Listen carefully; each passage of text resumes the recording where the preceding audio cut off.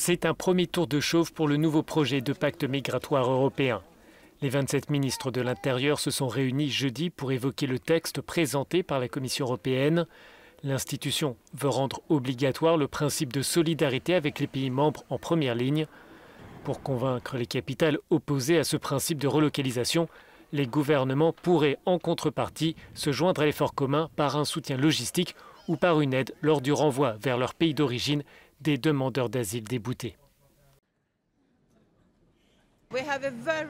Cette proposition a une part humanitaire importante. Nous montons au front pour défendre le droit de déposer une demande d'asile. Nous proposons une nouvelle législation pour éviter les renvois aux frontières. Nous faisons un réel pas en avant en matière de recherche et de secours pour que les migrants puissent débarquer sur le sol européen avec une forte solidarité européenne. Les ONG restent cependant très critiques à l'égard de ce projet. Il est clair que le but premier de ce pacte est de reconstruire la confiance entre les États membres. Les droits des réfugiés et des migrants ne sont pas prioritaires.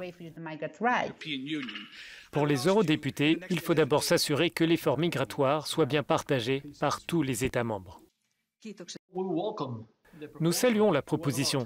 Il était temps.